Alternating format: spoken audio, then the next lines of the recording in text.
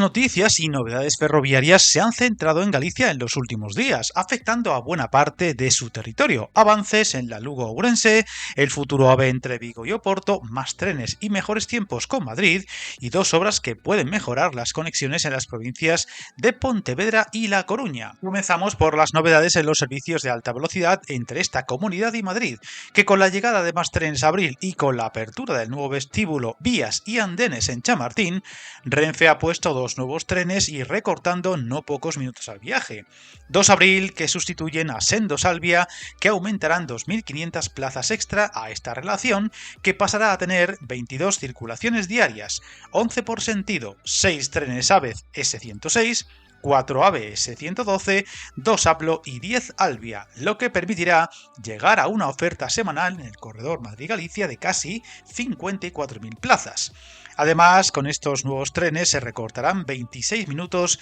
en el Vigo-Madrid y 21 minutos en el trayecto a la inversa, Madrid-Vigo.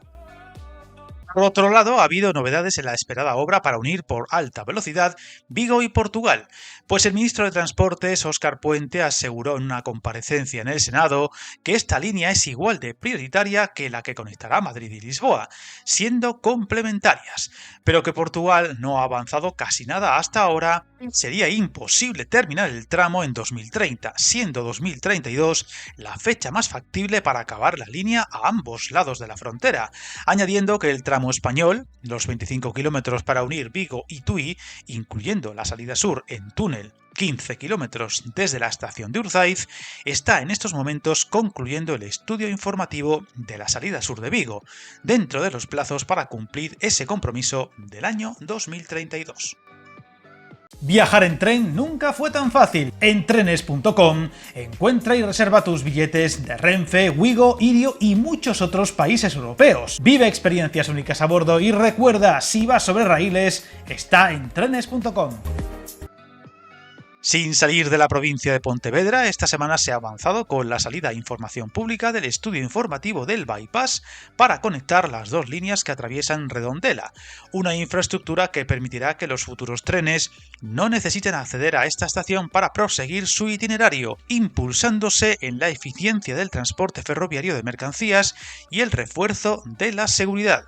Una conexión directa que se ubicará entre las líneas Monforte de Lemos, bifurcación Chapela y Redondela, bifurcación Arcade, en el ámbito de la estación de Redondela. El estudio ya se ha aprobado provisionalmente y el plazo para presentar las observaciones arrancará cuando se publique en el BOE. La alternativa desarrollada se resuelve mediante una vía única electrificada de ancho ibérico de unos 1.200 metros que prioriza la funcionalidad ferroviaria y un presupuesto de licitación de 16,6 millones de euros.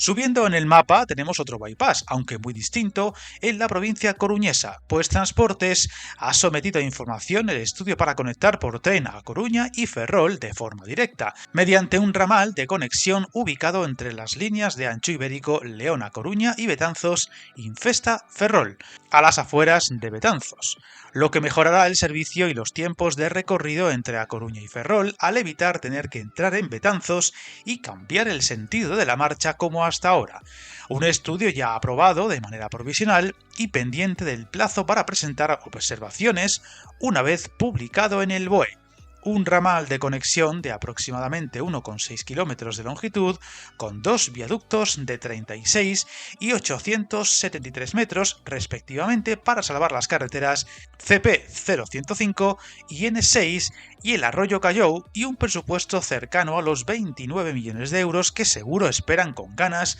los viajeros entre Ferrol y A Coruña. Nos vamos al este de la comunidad con los avances en la reapertura de la línea entre Ourense y Lugo, donde Adif ya está realizando pruebas con un tren laboratorio en el tramo renovado entre Monforte de Lemos y Ourense, previsto para el uso ferroviario antes de acabar noviembre. 46 kilómetros de línea renovada y mejorada, y que solo es una parte de la modernización integral de toda la línea hasta Lugo, que busca aumentar su fiabilidad y capacidad. Tras estas primeras pruebas vendrán las que validarán sistemas como la señalización, equipos concretos de electrificación o la propia vía.